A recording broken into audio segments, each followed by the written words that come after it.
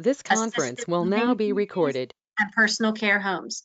This week, PHCA President and CEO Tack will share findings from a recent survey highlighting the continued rising costs associated with the COVID-19 pandemic for Pennsylvania's nursing homes, assisted living communities, and personal care homes. Also joining us today will be Steve Tack, Chief Executive Officer of Quality Life Services, a family-owned provider which has operated skilled nursing and personal care communities in Western Pennsylvania for more than 40 years.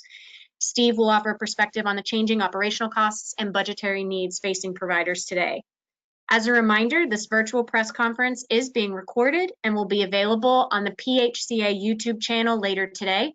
Also, please set the GoToMeeting view to active cameras. At the conclusion of today's press conference, there will be an opportunity to ask questions. Please use the chat feature within GoToMeeting to let us know you have a question, and you will be unmuted at the appropriate time. If you are using the web-based version of GoToMeeting or have dialed in using the call-in number, please email svarner@phca.org and your question will be asked. Thanks again for joining us, and I'll now turn it over to Tack Shamberg, President and CEO of the Pennsylvania Healthcare Association. Thanks, Shana, and good morning, everyone. Thank you for joining us. I think it goes without saying that the COVID-19 pandemic has impacted long-term care providers, their frontline workers, and their residents unlike any event we've ever experienced before. And to be frank, this has been the most challenging time in the history of long-term care. Back in March, just a little more than 6 months ago, the first reported case of COVID-19 in the United States occurred in a nursing home in Washington state. And before COVID-19 reached Pennsylvania, our association was in communication with our counterparts in Washington state. We wanted to learn from them.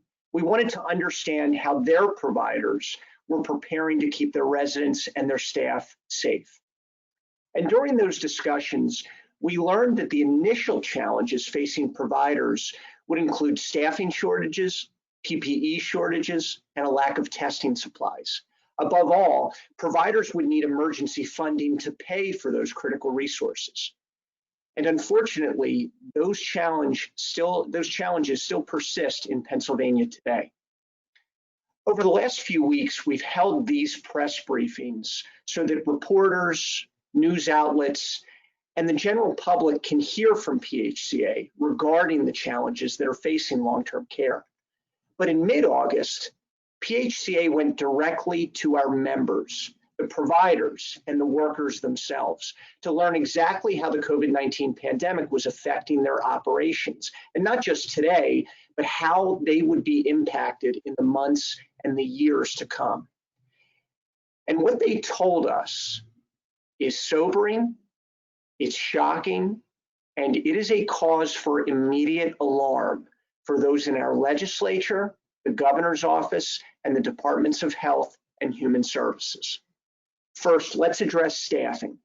And 2 weeks ago, we reported on a workforce crisis that already existed in long-term care long before the COVID-19 pandemic began.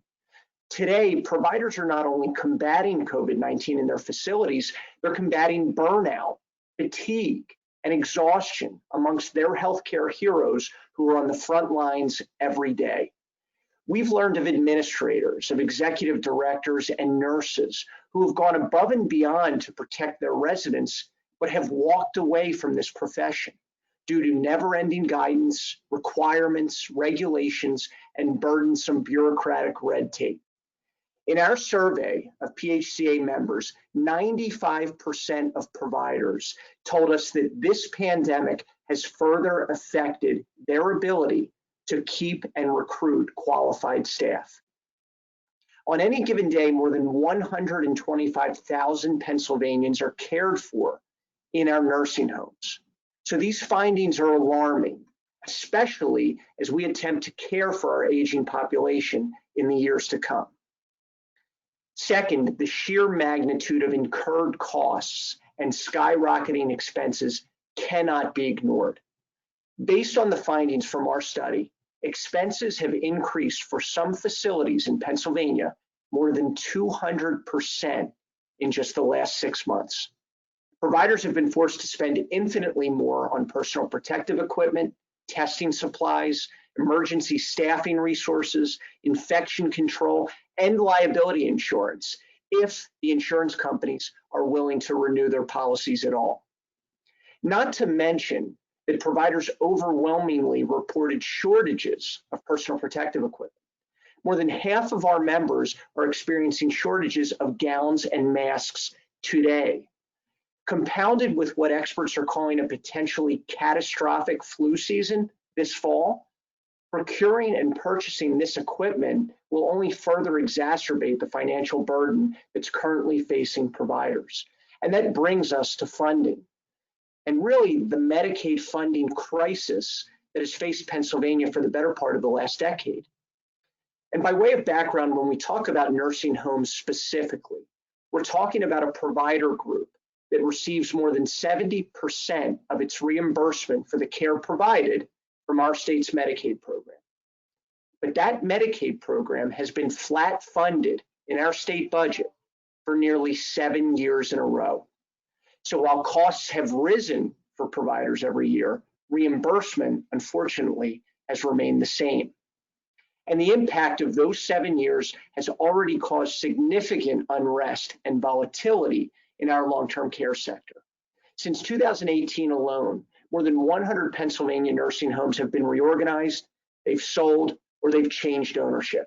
And that follows a pattern that has taken place in other states. Those states experienced this same kind of instability until there was only one option left for those providers: closure. And according to our survey, PHCA members, 89% of our providers say that their operations are barely or completely unsustainable moving forward, given the rising costs associated with the COVID-19 pandemic. 89%. Too often in government, we wait for a bridge to collapse before making investments in our infrastructure. And I can tell you today, the long-term care bridge is beginning to crumble. Now, based on what we've heard from providers on the front lines, we must do everything that we can to ensure that long-term care is supported moving forward. And now I'd like to turn it over to Steve Tack, the Chief Executive Officer of Quality Life Services. Quality Life Services is a family-owned and operated long-term care provider. They've been caring for residents in 11 communities in Western Pennsylvania for more than 40 years. Steve, thank you very much for joining us today. Thank you. Yeah, just to clarify, this is our 47th year. And I can tell you, in the 3 generations, now 4th generation in the business, we have seen nothing that has impacted long-term care like COVID-19. There has been nothing that has put more of a strain over a longer period of time than what we've been dealing with for the last 6 months. Our staff have been absolutely incredible in how they've sacrificed themselves in the care of the residents that they dearly, dearly love. But the challenges just continue to get larger and larger. We have been able to acquire enough personal protective equipment, but not always at the locations where it's needed, and we're constantly moving it around to where it's needed at any particular given time. The ongoing struggle to find, recruit, and retain staff whenever costs continue to go up and try to provide a competitive wage and salary base with flat funding has been a real challenge, and we've been forced to squeeze dollars out of other places to try to continue to remain competitive with our wages and benefits, but that's reaching a point that it's no longer sustainable and cannot continue. This is a time like no other that we've ever seen. Thanks, Steve. We do have two questions that were sent in today. Zach, the first one is for you. Given that a state budget is looming in the coming months, what will PHCA or long-term care providers be asking for moving forward, especially as it relates to combating and mitigating the spread of COVID-19 in long-term care communities? Yeah, and I would love for Steve to offer his insights on this as well. I'll say two things. One is collaboration, and it doesn't so much pertain to the state budget, but it's a real need to bring providers like Steve, like his administrators, like his executive directors to the table to talk to the governor, his administration, the Department of Health, the Department of Human Services, and the legislature to tell them what is really needed moving forward. Over the course of the last few months, this sector has been given public-private partnerships. We've been given programs, we've been given guidance, requirements, recommendations, but it's come from the Capitol. It's come from the Department of Health, the Department of Human Services. We need providers at the table to share our experiences, to talk about what's necessary moving forward, and really what the priorities are to ensure that we can continue to mitigate the spread of COVID-19 as Quality Life Services has been able to do. From a funding perspective, I would say this. Over the course of the last few months, we have been so focused, not just as a long-term care sector, but as a state and as really as a country, on stimulus and CARES Act and provider relief funds from the federal government. Sooner or later, that well is going to dry up, and we cannot be dependent on it. So my call to the members of the legislature, to the governor and his administration, is that we need to look at long-term care, and we need to make investments, real investments in this sector, so that it's not one-off payments that are coming from the federal government. It's shoring up this sector to ensure that we can be successful moving forward. And Steve, I'll let you answer that as well. I would agree with much of what you said, Zach. You know, we have gotten a lot of direction and guidance and new rules and new reporting and some assistance from our state, but it's all been from and to us, and we have to digest it, communicate it throughout, educate, and try to keep track of what the latest guidance is. And it's changing on a daily, weekly, and hourly, at times hourly basis, and without a whole lot of communication from us to these departments in Harrisburg. From the funding standpoint, I agree that there has been a lot of focus on one-time payments, and those have been sorely needed. But in order to achieve what I think we all want is public health policy going forward in caring for our elderly and our frail, we need something that is sustainable, that we can plan on and count on moving forward. I believe the federal government has increased their share of Medicaid dollars to the state of Pennsylvania.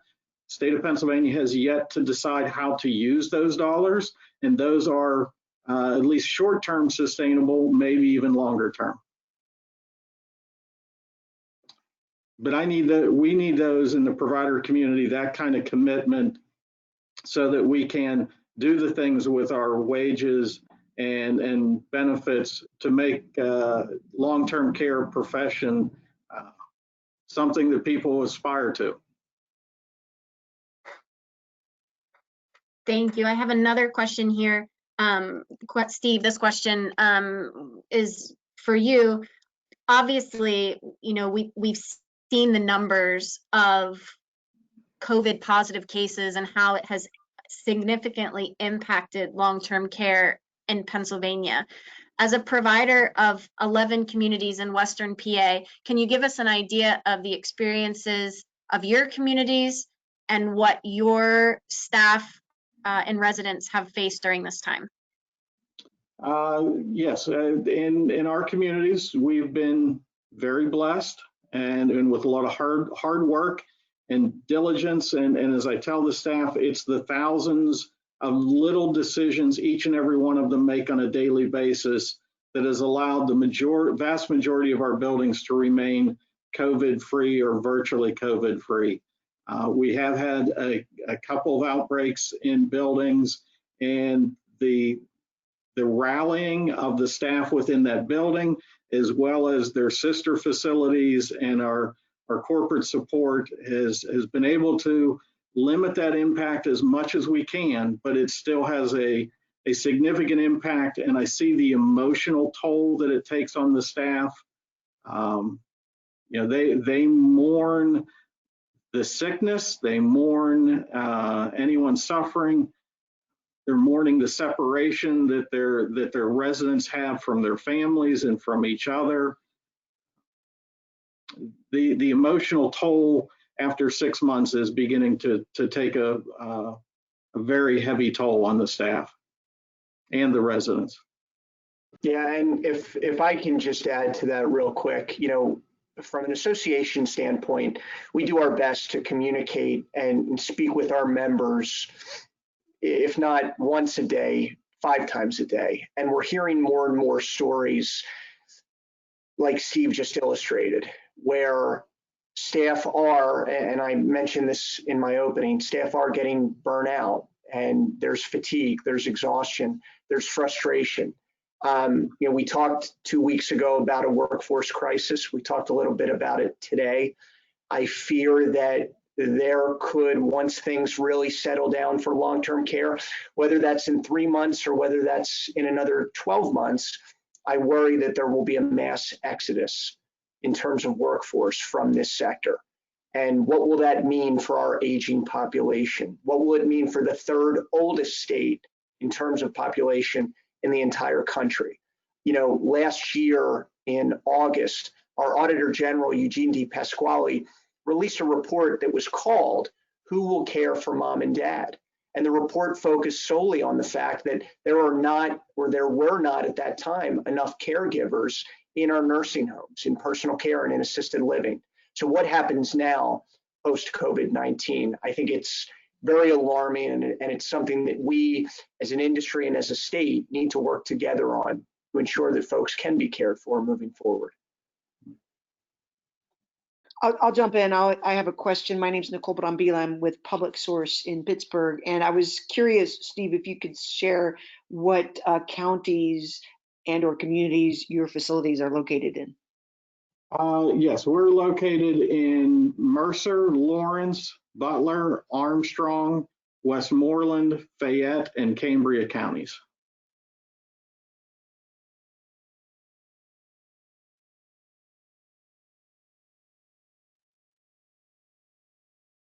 For those that have logged on to the GoToMeeting platform, any other questions for Zach or Steve? Yes, I had a quick follow-up question. I was curious because, and I really appreciated your quote about the 1,000 little decisions that staff make, Steve.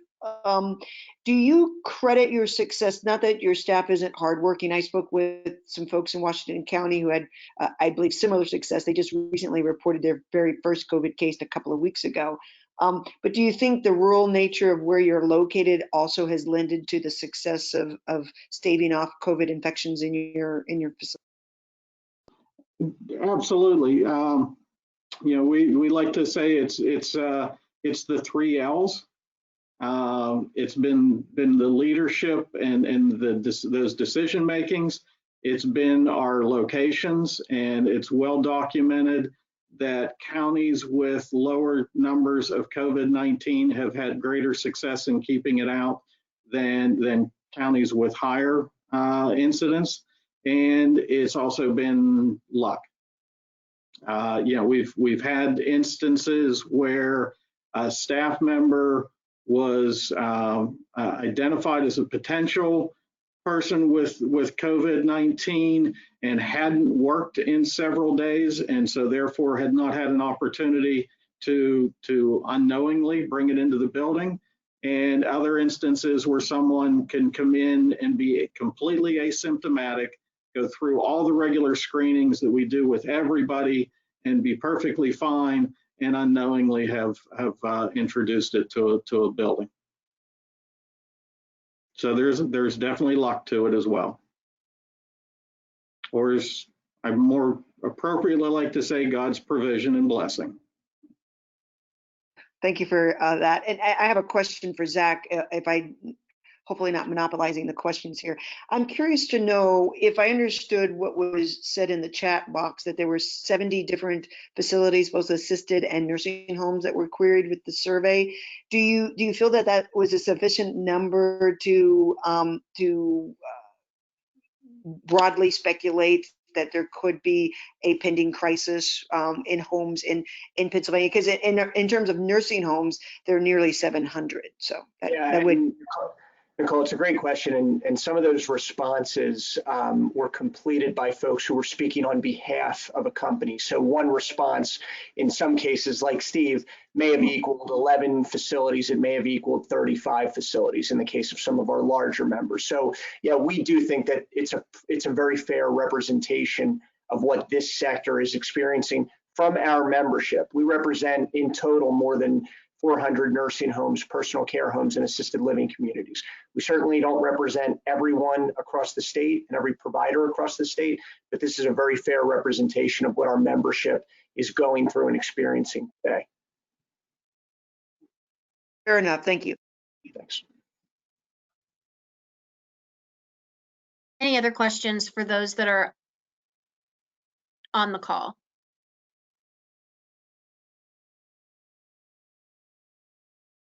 Okay, thank you all so much for joining us. Again, we'll be following up with those survey results as well as additional insights around these results following the press conference. So keep an eye out in your inbox. Also, as I mentioned at the beginning of the press conference, a recording of this press conference will be available on the PHCA YouTube channel later today for reference. If you have any questions or any follow-ups that you'd like to make sure are addressed, please don't hesitate to reach out to svarner@phca.org. We'll get those questions answered for you and any information that we can provide as you work on this story or stories in the future. Thanks so much. Thanks, everyone.